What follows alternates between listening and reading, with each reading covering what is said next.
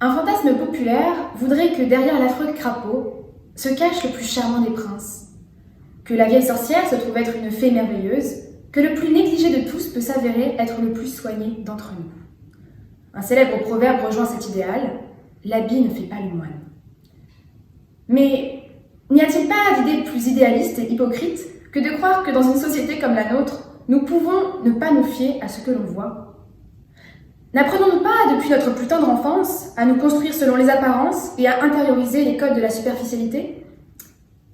Mesdames et messieurs, je crois que l'habit fait bien le moine et qu'il est complètement illusoire de croire le contraire. Enfin, ouvrons les yeux. Ai-je vraiment besoin de vous convaincre ? Les preuves sont là, tout autour de nous. Elles font dans leur ensemble ce qu'est la société telle qu'on la connaît. Les classes sociales, les cultures, les mouvements, la mode, tout cela est bien réel. Ce ne sont pas des sous-thèses. Les vêtements portent la lourde charge de l'un des aspects clés de notre sociabilité, l'appartenance à un groupe. Son rôle primaire de nous protéger des aléas météorologiques est dépassé, nous sommes d'accord là-dessus. L'ensemble de notre système a su s'adapter à cette particularité de l'homme, cela en codifiant chaque uniforme et autres bouts de tissu, qui seront dévoilés aux autres une partie de vous, votre métier, d'où vous venez, qui vous êtes, ce que vous défendez. C'est là le rôle de l'habit, celui de dévoiler plus que de cacher. Chaque couture, la moindre fantaisie en dit bien plus sur vous que ce que vous ne pensez. Nous portons chaque jour des étiquettes sociales sous la forme de cuir ou de synthétique. Tout cela est observable, madame. Je ne parle pas ici de morale ou de philosophie. Il paraît idéal, évidemment, d'apprendre à se détacher des normes et des préjugés, mais nous ne pouvons pas nier la généralité par l'exception. Ce serait faire faute à la logique. N'en arrivons pas là, je vous en prie. Alors je vous vois venir. Un tel a déjà trompé de par son apparence. Un autre n'a pas de code social. Un dernier paraît bien moins noble qu'il ne l'est. Mais ces cas ne sont pas anodins. Ils font faute à la norme volontairement pour faire passer un message, manipuler autrui, ou encore pour prouver que les codes peuvent être renversés. Mais n'est-ce pas là une énième forme, bien que plus subtile, de montrer de par ses apparences la personne que nous sommes, les idées que nous défendons ? C'est à méditer pour sûr. Quoi qu'il en soit, l'existence même d'une volonté de briser les codes illustre bien leur existence au sein de notre quotidien et l'importance qu'ils ont. Je suis intimement convaincue que l'exception ne va pas à l'encontre de la règle et finit même par la confirmer, comme nous le disons très souvent. Le général l'emporte, n'en vous déplaise, et il nous dit « l'habit fait le moine ».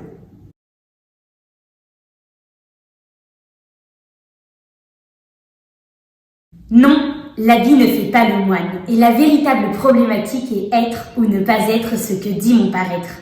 Mon pull rayé révèle-t-il tout ce que mon cœur a tambouriné ?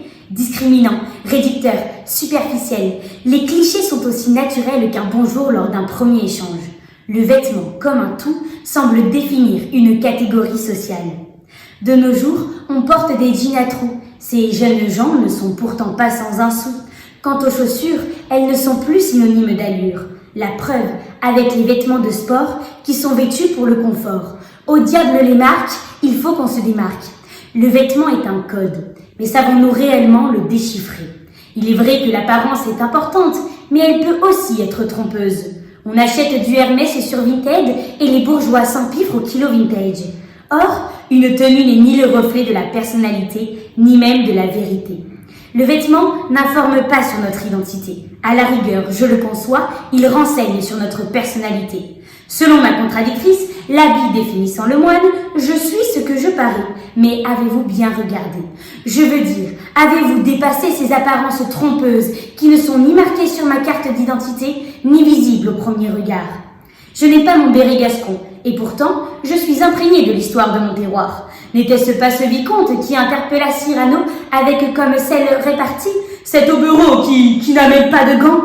Et Cyrano, mon grand-père spirituel, lui rétorqua simplement « Moi, c'est moralement que j'ai mes élégances. » On attend d'une oratrice qu'elle soit endimanchée. Mais pourquoi se déguiser quand nous voulons livrer un message authentique ? Alors, public, entre être ou paraître, j'ai choisi ce que je suis. Et j'ai peut-être les manches un peu longues, car j'aime voir les choses en grand. Chère contradictrice, je m'en désole, mais aucun habit aura le pouvoir de raconter notre histoire. Et si entre être ou paraître, le moine avait choisi de retrousser son esprit tel des ourlets afin qu'il soit à une juste taille, à un juste regard. Enfermer ses pensées dans des corsets trop serrés, quelle faute de goût, et je pense que notre honneur en serait chiffonné. À la manière de Coco Chanel, ne devrions-nous pas préférer la libération plutôt que la stigmatisation? À travers cette expression, faut-il en effet y voir une mise en garde contre les séductions du vêtement et comprendre que l'habit ne fait pas le moine ni ne le doit, ou bien qu'il fait le moine mais ne le devrait pas. Résiste, prouve que tu existes, refuse ce monde conformiste, enfile ta soutane qui insiste, viens, écoute ton âme qui persiste. Si finalement l'habit ne faisait pas le moine mais venait de surcroît couronner son choix, de fil en aiguille, les moines nous invitent finalement à distinguer la personnalité profonde d'un individu et son emballage de paquets cadeaux. Ce dernier ne sert-il pas simplement à patienter avant les surprises du cœur et de l'esprit? Quand vous souhaitez parler à un moine, ne vous invite-t-il pas à un dialogue seulement de cœur à cœur? Il ne veut entendre que votre esprit. Pour cela, il se cache. Il se tapit dans sa boîte en bois pour entendre seulement l'écho de votre voix. Entre être ou paraître, finalement, lui, tout ce qu'il veut, c'est votre bien-être. Ainsi, je pense que nous nous sommes fait avoir par l'avoir au lieu de cultiver notre être.